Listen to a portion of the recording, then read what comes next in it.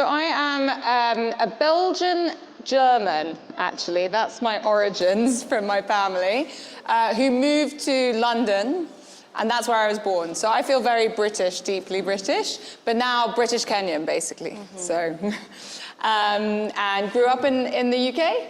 I am a mother of two, with one on the way in November. So. Wish me luck. Yeah. All the best to celebrate, Alex. And I have a fantastic husband, so I do have to say to Tom that there is a strong man backing this lady. Yeah. So lucky me.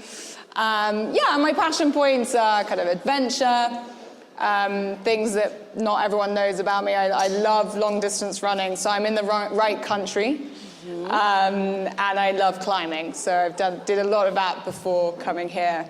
And my journey to Kenya was, I started my career at Nestle, in all things chocolate and sweets, in a factory up in the UK, working on Kit Kat, if anyone knows that brand, which is delicious. I also worked on a famous sweet brand there called Roundtrees, and launched a new sweet brand.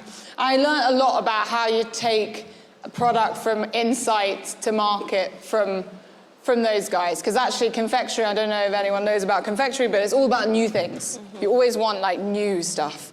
I also got 4 fillings in my first year, so that was good. And then I moved to the world of beer at AB InBev, which, for anyone who doesn't know, they're the world's biggest beer company. They own brands like Stella Artois, Budweiser, Beck's, but aren't very famous here. And there I launched a brand called Stella Artois Cidre, which is a cider. So I learned a little bit about how to make a cider. Yeah, and you're good at it. Which was helpful to see. You can tell. And then eventually jumped ship to Africa about 10 years ago, and worked in Accra in Ghana, both for Nestle on a brand called Maggi, and then for Pernod Ricard as head of marketing for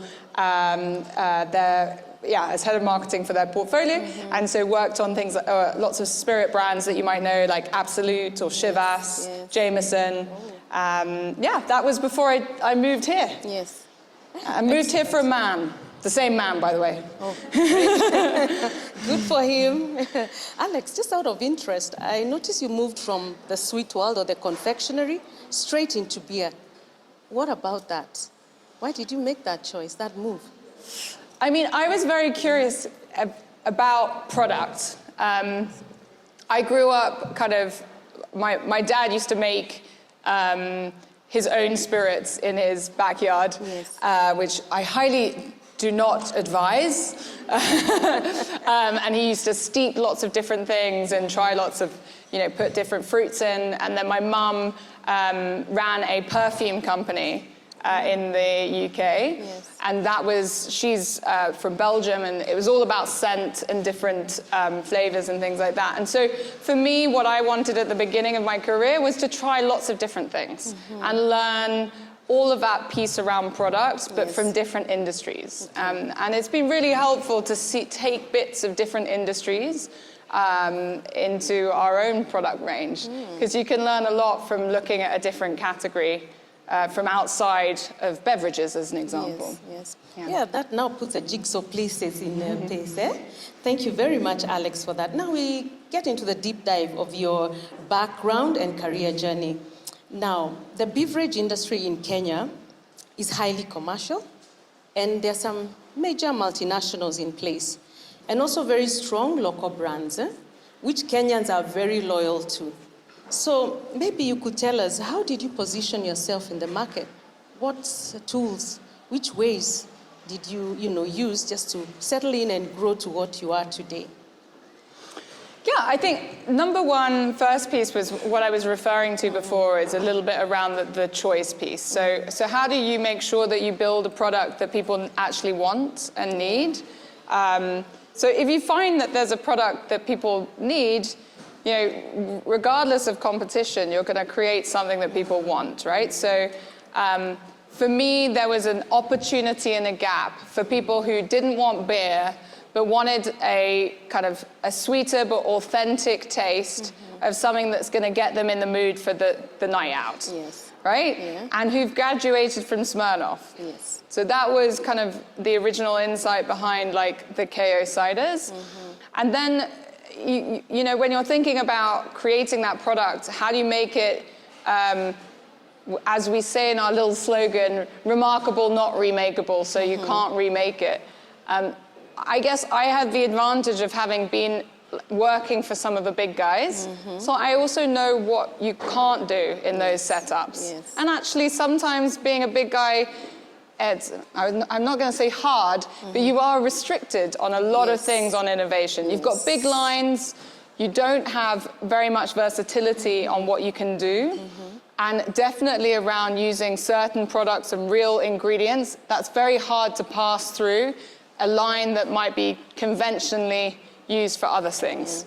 So I guess it's knowing what can't be copied as well, which was helpful. And then thirdly, brand positioning. Like for me, I was coming into Kenya and saw this amazing kind of energy of lots of different things happening, but I felt like there wasn't a real celebration of that Kenyan modern Kenyan identity. And that's why I kind of wanted to, I'm not a Kenyan original, so how do I hero the Kenyan originals who are creating amazing things around us? And that was the inception of the brand Kenyan Originals, and to hero the Kenyan originals of today, the movers and shakers, the guys who are defining modern Kenyan identity. Yeah. And so you had the advantage of having creativity with you and just opportunities to showcase what is authentically Alex, yeah? I wouldn't say like authentically me. I think the main thing would be I was a curator of what other people were doing, right? So often there's not an easy platform or a voice. So how do you make sure that the Matatu artist who does awesome stuff on a Matatu gets other opportunities? Can they actually design a label, actually, or whatever it be? So every part of our brand has had a Kenyan and original input into it, and bringing all these kind of cool creators around has created a brand that is from Kenyan originals rather than from me. Yes. Thank you, Alex. That's good. For every market entry, there are barriers to entry. And Kenya is also not exempt, and especially in our beverage industry.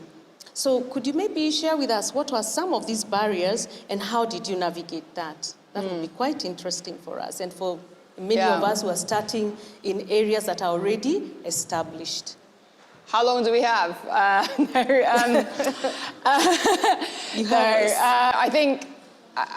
think what's so cool is the opportunity, as everyone says, when they come into this market. What's much harder is making it happen, right? And we define originality, our purpose, is not just about the idea, it's about making the idea happen.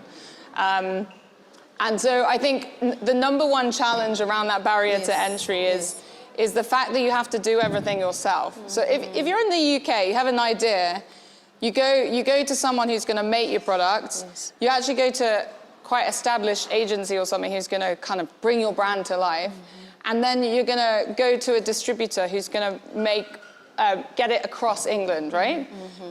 So what do you have to do? Well, you have to do a bit of brand building. But here, and I'm sure lots of people in this crowd will really empathize with this, you have to do every stage of a process. So yeah, we had to set up a manufacturing site. It might have just been that tiny little container at the beginning, and it has grown into what it is now. We created our brands, but not with an agency, with freelancers, with Kenyan originals, guys who are kind of full of creativity. And then distribution's really tricky, because really we tried to work with, I guess, distributors or partners in this market. But why should they care about this new thing? Like, they have zero interest to put that cider on the truck. Motivation, really, for them to pick up your product. The distribution market in beverages is not designed to drive new products. So you have to build your brand yourself at the beginning. So now we work with some distributors. It's still a work in progress, but we built up a direct distribution. What does that mean? I sell to Alchemist Bar directly, or I sell to your wines and spirits shop in Umoja directly, okay? And we built up 2,000 of those outlet points ourselves, and we deliver, and we have our sales team go to that. That's what it took to build initial traction, and slowly we're able to work with other partners and sub-distributors to grow that. But that was a real barrier because of the design of this market. It's not designed to pick up new products. So yeah, I'd say those are the barriers. What does that mean? It means you need a lot of money. I was going to say a rude word there, but I've stopped myself. You need a lot of money because you're feeding a full value chain. You need money to set up the manufacturing and also distribution. You have a lot of receivables exposure, okay? So that's what it means. It also means you have to be very versatile. You have to be someone who can stretch across all of that.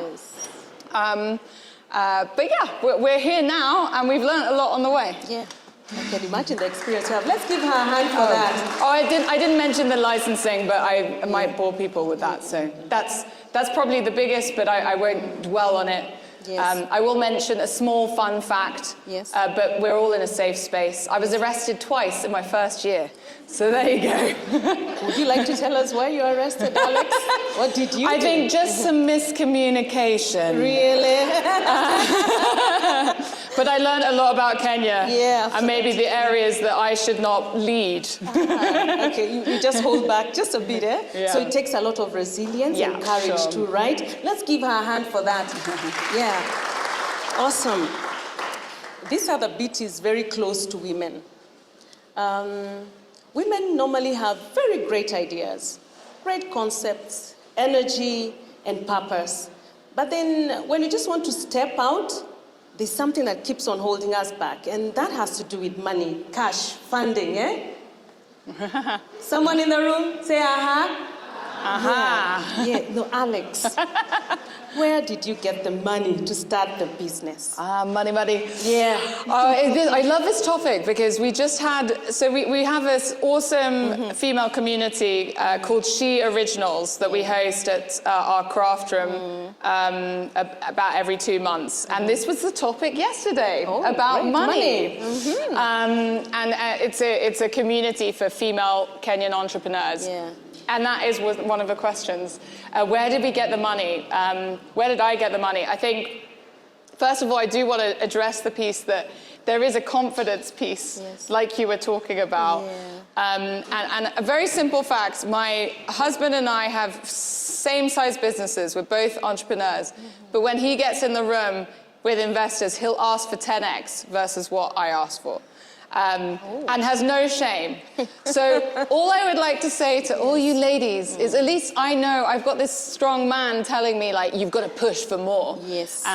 Push for more. Whatever your number you're thinking, think bigger. So I think one piece is around ambition and just being able to feel confident that you will be able to land that. But how do we do it? We started very much with friends and family. And actually, everyone should remember, and there's whether it's your SACCOs or there are lots of kind of ways and communities that's natural in the Kenyan ecosystem to start with your friends and family on building that. We then progressed to a really interesting way of raising money. So we did a crowd fund. Does anyone know what a crowd fund is? Yeah? I guess, again, I think it's a natural thing for the Kenyan community because it's community-based, right? And why is crowdfund so great? It's because you bring on brand ambassadors. And we loved it because we got loads of Kenyan investors. Very small tickets, but lots of people. So you could actually join our crowdfund for a minimum ticket of 1,500 shillings. And some of our employees became equity owners as well as part of that. So that was kind of our stage 2. Yeah. And then our stage 3 was getting kind of proper investment in. How did I think about that? I think there's a big challenge here in this ecosystem for alcohol because a lot of the investment is DFI backed, which means you're not able to access that cash. So I have had to use kind of outside investment and go outside. And my criteria was looking at people who either understand Africa or understand beverages. So, either a category understanders or people who understand the country and the excitement of that. So we have some very interesting people who have been, for example, in the beer space before, who are investors. And finally, we have a bigger strategic, what I call a strategic now. What does that mean? A strategic is someone who's in your space and has aligned objectives and might want to grow with you in the long run. So we have Mauritius's biggest beer company as our biggest shareholders now. Wow. Yeah. And that's how you're funding growth. Yeah, that's how we slowly built that up. But I think the message I wanted to say is it's not overnight, I guess, and that everyone can start at that friends and family basis. And then we keep on knocking at doors and waiting for them to be opened, and we become courageous and forceful and not to give up. I had that. No, definitely, yeah. There'll be a lot of no's. Try and collect the no's. It's a really good objective. And keep knocking. Money makes the world go round. That's all we are hearing here. Thank you, Alex, for that. I want to go to a different line of discussion. I know as you're growing your business, did you have moments where you said, you know what, Alex, I've had enough. This is it. I'm not doing this anymore. As Kenyans say, hii imeenda. Did you have those kind of moments? And if so, how did you get out of that? That would be quite interesting, because I know for most of us, there are those moments where you say, I'm not waking up this morning to do this again. It's not working for me. Did you have such, Alex? If so, what happened and how did you resolve this? I think any entrepreneur would be lying if they didn't have a moment that they sense that. For me, those moments have always been linked to cash. Unfortunately, we come back to the money situation because money is like, the big stressor, right? So, and be able to fix that is kind of the primary way of getting over it. But I think what drives me and has motivated me is, number one, the bigger purpose. Making sure there's, you remember why you started the business, which is multifaceted, but number one is to show it's possible. I think being able to show it's possible in this ecosystem, and it hopefully inspire others to do more and be the next generation is a huge piece. Second of all is to deliver on our mission and vision that I talked through. And thirdly is I guess, I don't know, who has a chip on their shoulder sometimes, wants to prove people? Yeah, there's some nodding. I don't know, I think those chips on your shoulder are helpful. They drive you and they get you to kind of show the non-believers, just thinking about those non-believers are good people to drive you. So I think those are the people that help you get through actually those moments. The very difficult times that we go through. So Alex, you're telling us that yes, everybody goes through those difficult times, but then when you remember where you want to be, because you have the end in mind, you pick yourself up and move on. Nice, very nice summary. Great, I'm enjoying this indeed. So from your journey, could you share one of your biggest lessons so far up to where we are? I think what are the things that I wonder whether I'd do differently or not, but one thing that I know that we have managed to hold on to is our North Star, which is kind of using real fruit, creating quality products, for our local consumer. Yes. And I know those sound like basic things, but there are so many things when you start out a business that will push you away from that North Star. Yeah. So, okay, it's cheaper to make this product this way, so why don't you do one that way? Mm-hmm. Or, let's cut out the real fruit, because really, actually, who really cares? Mm-hmm. But I think if you veer away from that, what do you have left? You lose your DNA and the sense of like what you've built. So I think it's really important to remember that North Star and also not copy others. I think there's in this market, I feel like there's a lot of focus on the competition. Yes. And I don't see the benefit of that, because it means you only copy what others do. And if you want to be the one leading, Yes. like you won't get that inspiration by copying your competition. Yeah. So my kind of biggest lesson learned, and I wouldn't say that I have been always headstrong, perfect on this, but is to stick with your North Star and to keep with what is different about you guys and your product and your company, rather than look too much to what everyone else is doing. Thank you for that. Awesome. Let's look at your leadership journey, because you lead a team, and a great team, I may say. That was really good. Kudos, man. So I was listening to a leadership coach who says that leaders must make decisions. And so the many decisions you make that turn out well, that means you're a good leader. And on the inverse, if all the decisions you make don't turn out quite well, I won't say bad, then you're not so good a leader. So Alex, to you, what are some of the tough leadership decisions that you have had to make, maybe about where to go in terms of business, about your people, about your life? Would you like to share that with us? It would be of interest. Yeah. Look, I think my biggest, again, there's like one key theme around tough decisions made, and it's around people. There's a couple of them in the room as well. But as you're growing a company of, more developed and mature companies have much more stability around the kind of structures that they need to grow, because they're growing at a slower pace, and the kind of teams, etc. I think when you're going from zero to hero, there's a lot of change all the time. Yes. And so, for example, you might have set up a structure that you think makes sense, a people structure, and isn't delivering against a goal, and therefore you have to change it.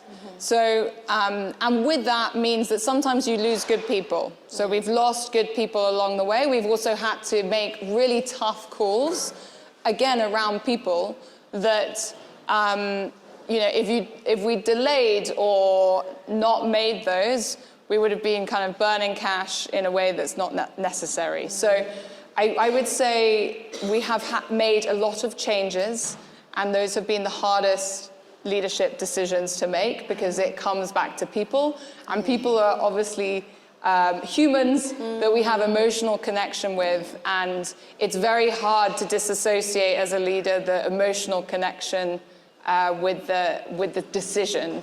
And I think that's something hard, a hard lesson I've had to learn over the 6 years, 7 years. And then, also it's a reminder that, there's a certain barrier to be able to be friends with your team, right? Because at the end of the day, you'd love to be the kind of leader, the mother, but actually you have to make some of these tough calls. So I think that's the hardest part of the journey so far. Leadership.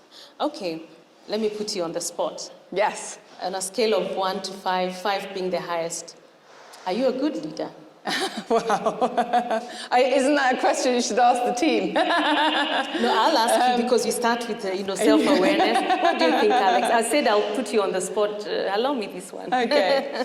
I think if you'd asked me that 2 years ago, I would have said yeah, really strong.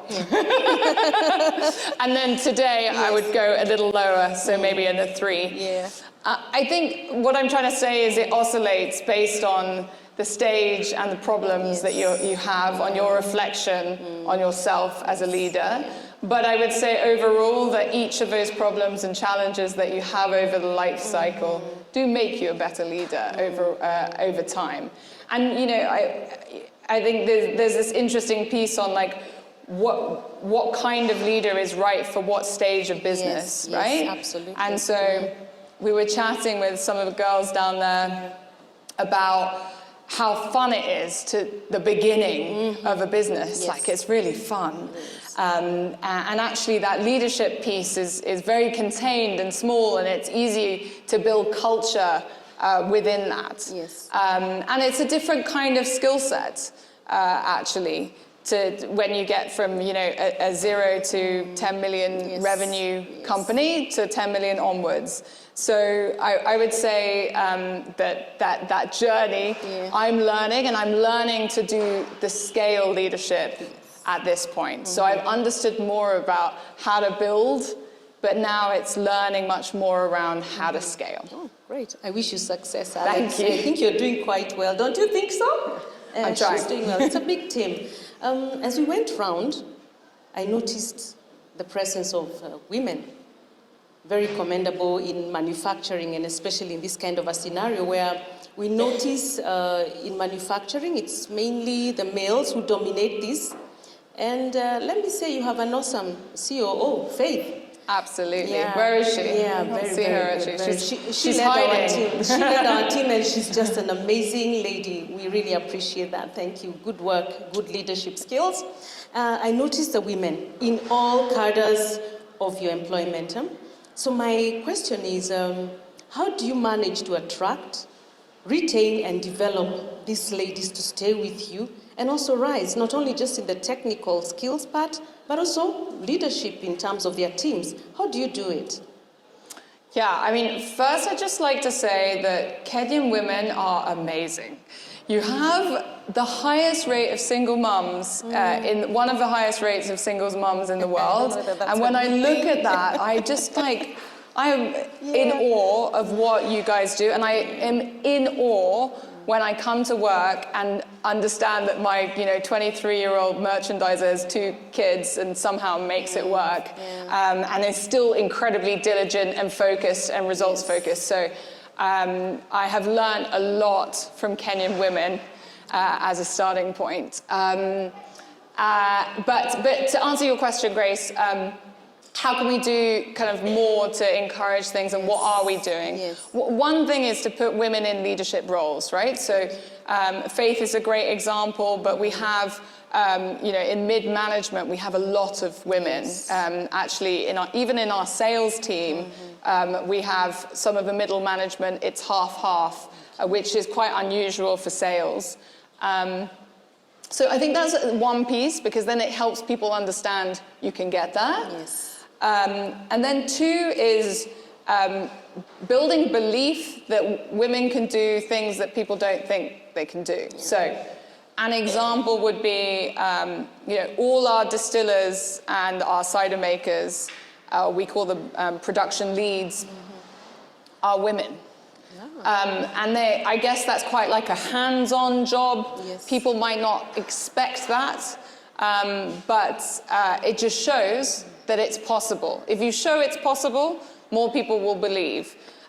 We just made our craft room manager, which is a bar. We have a bar in Westlands. She did engineering, and she's been incredibly loyal and great attitude. And we said, hey, why don't you, she really wanted to do engineering.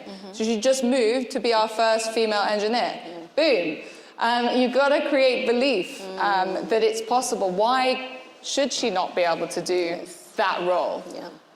So I think putting people in leadership roles, giving people kind of the opportunity to try things that wouldn't conventionally do as some of the things. And then you know, we try to build like women communities as well. And I just touched on She Originals, which we're very passionate about. And it's definitely like a passion project for me, but how we help others see what we want to do by supporting young female Kenyan entrepreneurs who also are our consumers, but it also builds a pipeline because people see that and they're interested in the company and they're interested in coming in, and then, you know, we're lucky to have some superstar women as a result. Wow. So opportunity and capacity building works very well for the women. Thank you, Alex, for that. Nice. There's a concept that is very good on paper. But when we come to actualize it, it becomes a challenge. We call it work-life balance. So, Alex, tell us how you do this. Maybe you do it better than most of us. How do you balance family, your personal wellness, your social connections, and then running African Originals? Are you able to do it better maybe than I do? Yeah, maybe I could start with the word balance is, I would say that I'm not convinced it's possible to have balance. I know this is a controversial term, but I think if you're gonna set up a business, you need to, from where I stand, it's been very hard to create balance. You know, I took a board call the day that my second was born because we had to get cash in the bank. And there's no one else in the company who could have taken that, right? So there is a piece around balance that I think is important to understand if you're going to go into that entrepreneurial journey. At the same time, there are absolutely guidelines and things that you can structure around making sure that you have great time with your friends and family. And so, you know, for me, there's like a sacred time that I try not to tap into, which is kids' bedtime. So doing kids' bedtime, that's one thing. Two, doing one thing that brings you joy. I started singing lessons, guys, this year. Don't put me on the spot. That's interesting. I mean, with zero objective. It literally, there's no show, there's nothing. I'm just doing singing lessons. And you're part of a class, or you have a private tutor? No, I have a private tutor, and I'm just singing to myself. An opera singer or something like that? My God, guys, I'm trying the Sauti Sol Midnight Train. Oh, nice. It's hard. You'll give us My that one Swahili is after not this. good enough for that. But, you know, it brings you joy, and it doesn't need to have sometimes these things, like, because your work life is all about objectives. Sometimes it's nice just to do something for the sake of doing it. And then I would say the other piece is just doing the small things. So, you know, making time for your partner. And it doesn't need to be, okay, I'm just going to see him on a weekend or leave. No, what are the small things? Take that time, close your laptop, and speak to them and look at them in the eye and ask them how their day was and genuinely listen. Because you also want them to listen to you. Absolutely. And it's those small things that give you a lot of perspective, I think, and help to calm down. So I found those things really helpful as part of maybe not the word balance, but setting guidelines on what I would and wouldn't do. Yeah, I appreciate that sharing, because sometimes you think you're doing so badly, but then every little step you make adds value, right? Yeah, totally. Yeah, okay, thank you for that. Thanks, Alex. We've gleaned a lot from you this afternoon, and as we come more to the tail end of our conversation, what advice do you have for us, women in manufacturing, as we start our small businesses? They're not small to us, they're big. But what are those very close lessons you would want just to share with us as we start our journey? And for us who have also started, what would you urge us to do, or where would you encourage us? Please. Yeah, I think I'd just kind of repeat a little bit of what I've said is, number one, play your own game, right? Don't copy. Just be really clear on what is it you're trying to address? Like, what is the solution that you want to solve for, and really solve against that? And if you're tunnel focused on that, you'll be amazed at the creativity, the originality of your solution, which won't necessarily be the solution that's in market. And that's a really fun time. You can tell I'm desperate to do that again. That would be fun.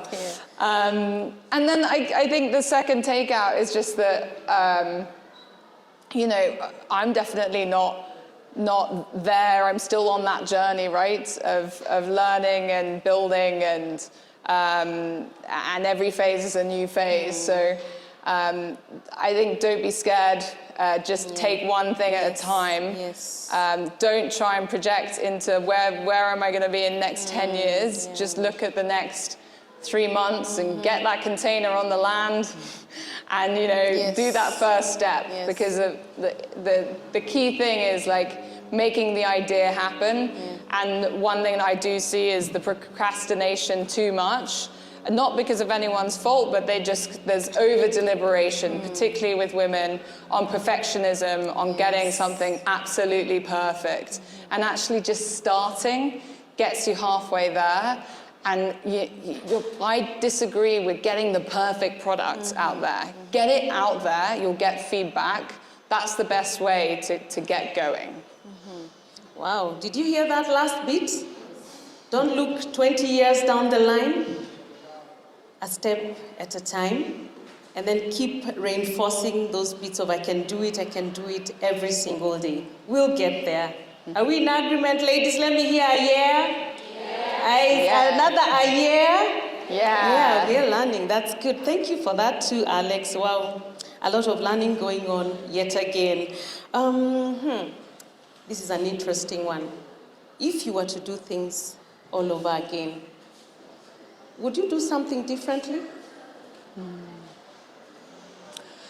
I mean, I think this is always a double-edged sword, right? Because you wouldn't have the learnings that you have now if you did things differently. But yes, what would I do differently? Quite a lot of things, but I think the biggest thing would be just bootstrapping for longer. And I think my team would be surprised at that, because I think we actually did bootstrap for quite a long time. And by bootstrapping, I mean just really trying to get as far as you can with as little cash as you can. But what you don't want to do is get loads of money at a point where your processes are not in place. And I mean, I have this great, I was even just remembering a time where we had this lady come in who was doing trade marketing, and we just raised quite a bit of money. And it was fairly early on in the journey. And she was in charge of sampling. And so every week she'd tell us how great the sampling had gone and how much we'd sold out. And I was just, wow, this is amazing. I should have done this earlier. And then I'm just like, it's really weird because our sales don't really reflect what she's saying. I mean, it took me 2 months, it was way too long to clock that actually all the samples were being siphoned out. And suddenly we saw like samples being sold on the market. And it's just a reflection on the fact that sometimes you might just not have the controls in place to be able to do that big growth. And obviously the result is that you lose cash. So, and you're always going to lose a bit from learning. But I do think there could have been an opportunity for us to push a little bit further to avoid moments like that. Wow. So you used to find things are not moving in terms of your sales, but then here is someone coming up with great, news. We're doing so well. Keep going, and say, keep doing the magic. I was very naive. I'm less naive now. Leadership, it grows us, doesn't it? Experience. Wow, that's from our dynamic host this evening. We move to the next session. And that's what we have been waiting for. I can just see you sitting at the edge of your seat. I've been seeing people scribbling in and out. It's a question and answer time. So ladies, so that we can get the most out of this session, I'd like to request us maybe to take 3 questions first at a go.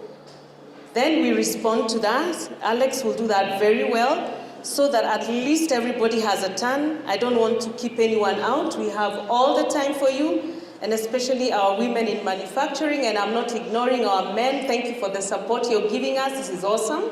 So our dear Adelaine and our communications team from CAM, please help us with the mics. We can start. Right, Adelaine? All right, great. Thank you, Alex. Questions? Thanks, Grace. Thank you. And don't be scared. I had someone saying, I went to police station. I did that myself. Ask we would want to ask if we'll be able to relate better if you like that. Thank you. Hi, my name is Jennifer. I'm the founder of Tea and Company. I wanted to ask, personally, I've seen the difference it has made between, I'm a solo entrepreneur, and so I've seen how much things have improved and how far I've gone by my first hires. And I'm wondering, what are other moments in your journey that really changed the game as, you know, we go about trying to grow our brand? I'll try and get that. Hi Alex, my name is Susan. I'm a HR consultant. You mentioned that some of the decisions that you've made are always around about people, the difficult decisions. In making these decisions, could you tell us what good structure looks like? The third one? There's a request from the team, production team. Kindly stand when you're asking your question. Thank you. The quality of this mic is not too good, eh? The quality of the mic. Okay, my name is Matilda. From that question, trying to reduce noise. And the question is, how long did your journey take from the container to your first product? Yeah, that's an interesting one. That's Thank you. I believe those are the first three. Yes, thank you. Great. Alex? Thanks, Jennifer, for that first question. Yeah, I think you're right. There is a lot of discussion around how those people can help to step change. I think my experience has not necessarily been always like the most paid or most senior person has actually done that step change, although I would say kind of someone like Faith, our COO, really helped to take me off some of the things that I don't naturally do very well. You know, she's like the yin to my yang. She's not here, but anyway.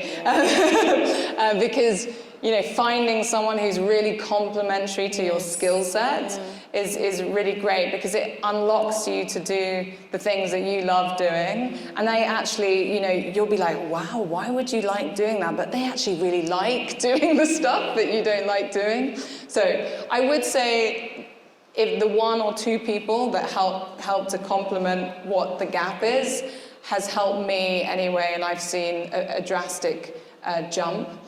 But I wouldn't forget the gems at entry level. I think my most surprising hires have been the person straight out of uni who, you know, I don't know if we've stumbled across or we just had really good hiring process, but we have a couple of them, and they are, I mean, you will have met a couple of them today. And they really light up the company.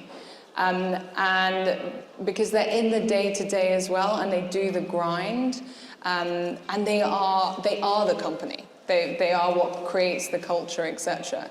How did we find this funnel? We have a few ways to spot that kind of talent. So we have, for example, our brand ambassador program.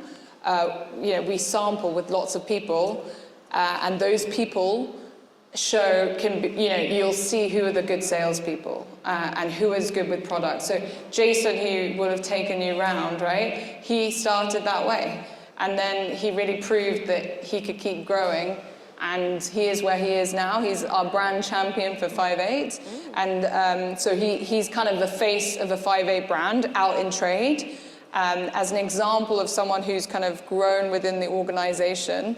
But I think, though, we classically talk about that senior leadership, I'm not saying that doesn't, that definitely can help. It can also hinder. But the gems are fantastic and really drive who you are as a company. So I hope that's helped. The structure question. That's a tough one. You really put me on the spot there. Yeah, I think when you're looking into, so we do quite a lot of detailed forecasting. Actually, that is what my head of finance is doing right up there right now. You might hear us, he's like probably on the screen there, which is kind of modeling out where our growth will come from, right? But that comes from a principle of what are some of our strategic pillars moving forward. And as a result, those strategic pillars will inform a structure. So an example of that might be, okay, we want to double down on our reach in Kenya, but through distributors. So we're not going to change the size of our sales team, but we're going to change the processes and structures that we do with distribution. And maybe we need a really good person on distribution to bring in, right? Second of all, we want to double down on production and product innovation. So do we have the right people in the team to be able to make that happen and do 2, 3 a year if we need to? So I guess it starts with what is the end goal and what's that? And then therefore, what does that mean for people? And unfortunately, what does that mean for roles that aren't needed anymore? And that's those hard conversations on structure. So I hope that's answered a little bit. And then Wanjira, I think, on how long the journey. So that first photo that you saw in 2018, which was my first batch, which I made for Blankets and Wine, which was end of 2019, so 18. And then 2019, January, I got into Carrefour and my first couple of bars. So yeah, that's the maths from there.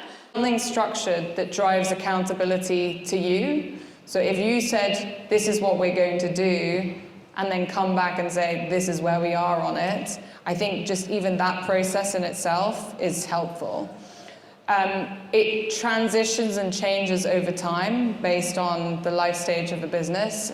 And my journey anyway, but I do see that with a lot of businesses, is that at the beginning you can pick your advisors, and they're often people who you think will kind of have some weight or have really good experience or just have a different lens from you to give you proper advice. So it's more like a advisory board. Which is different to a fiduciary board. So the advisory board can help you think about the future and guide you, and especially when you're kind of younger and less experienced. Definitely when I started, I was under 30, right? So like trying to get advice from people and structure in a structured way was helpful. So we would sit quarterly and I would prepare materials for that, even though there were people who were my friends, really, at the beginning.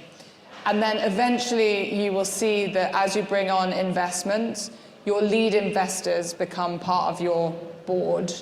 And so, what's important there is to have a mix of dynamics still to create that. So you'll have those investors, and they will come at it from a lens of what's right for their investment, which is also helpful because hopefully their investment is about growing the company, but it does have one lens, so you want to balance that.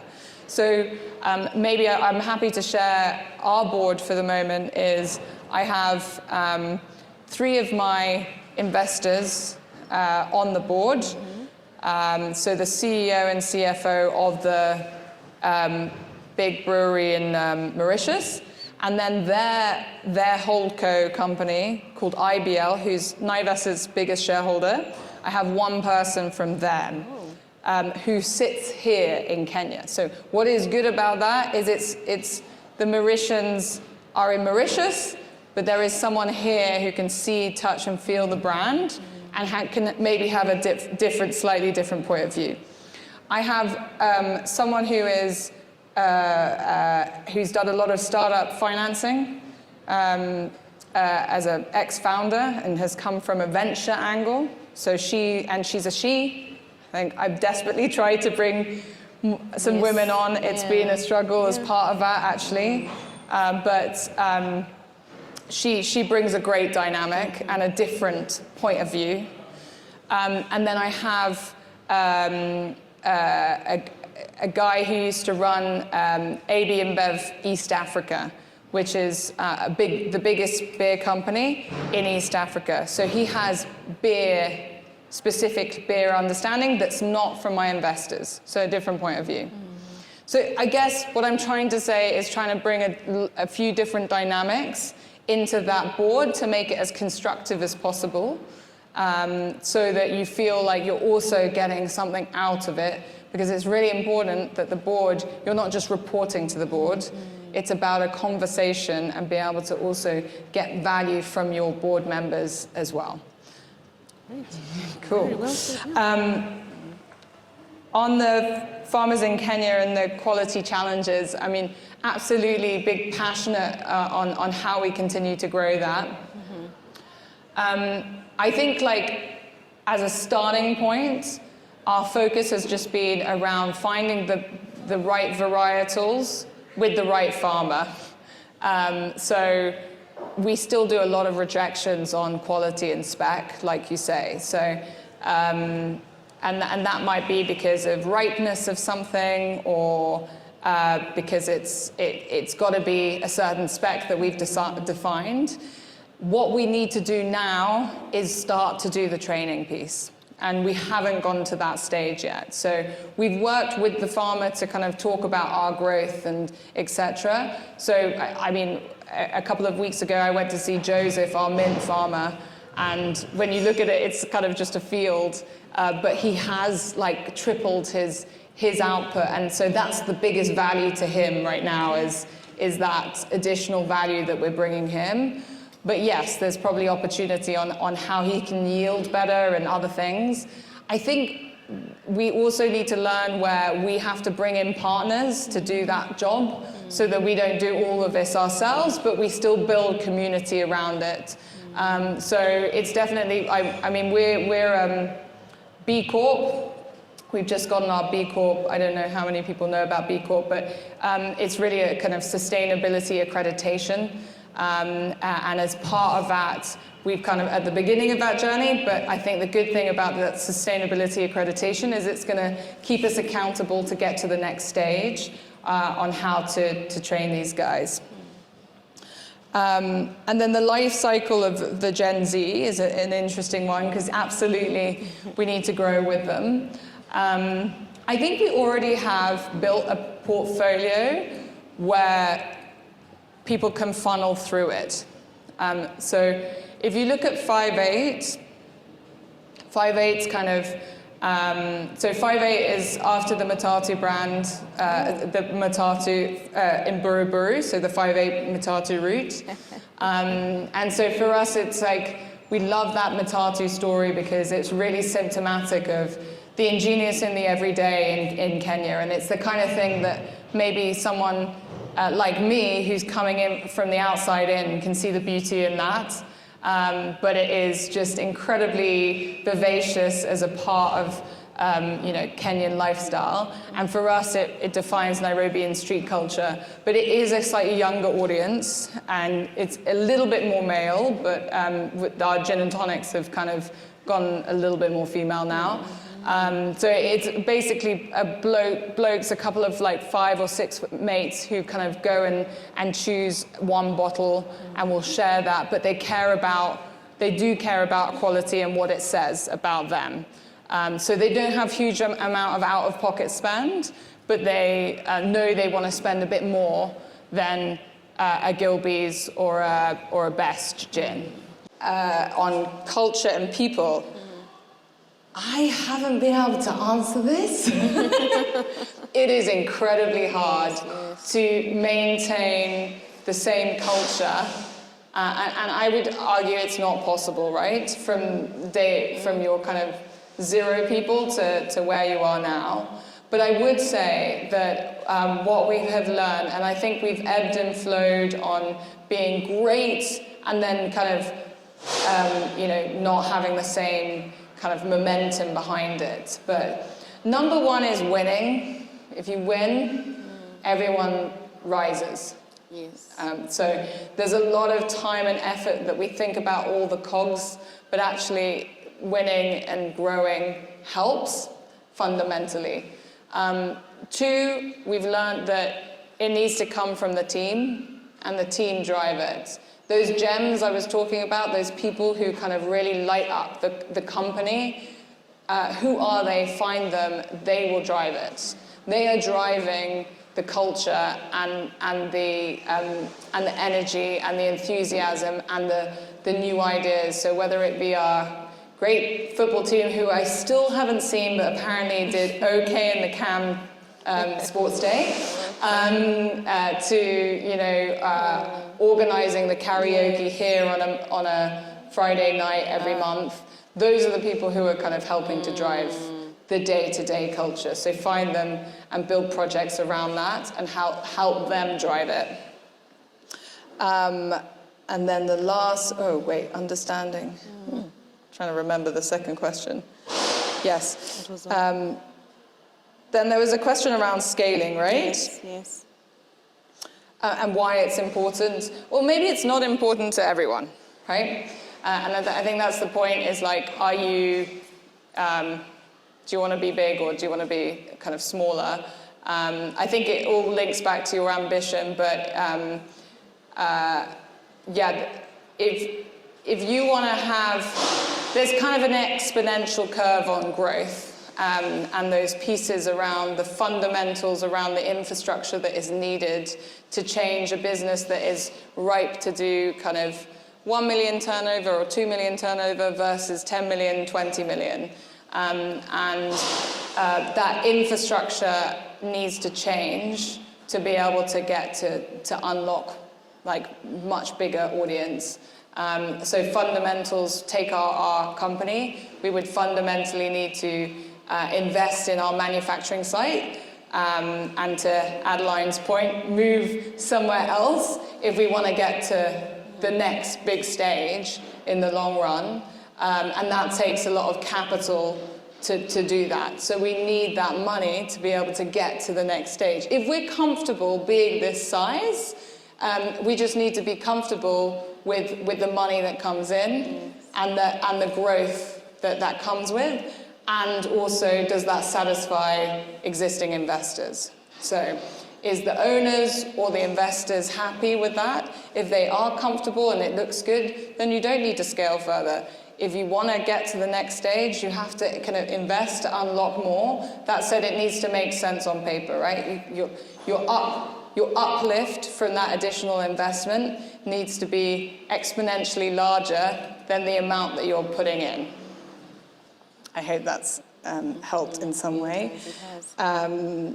And there was a piece around crowdfunding. So we used a company called Crowdcube, which you can look at.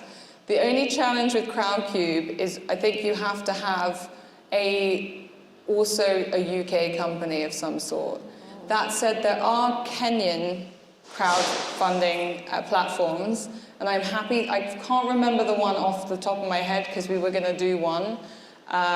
It's a Kickstarter version, but I can send it to you as a follow-up. Thank you. Adeline, you'll take that up. Sorry. This mic. I think we're on to gin tasting, gin experience.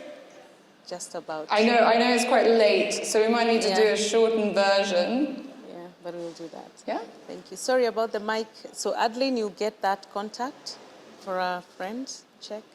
Okay.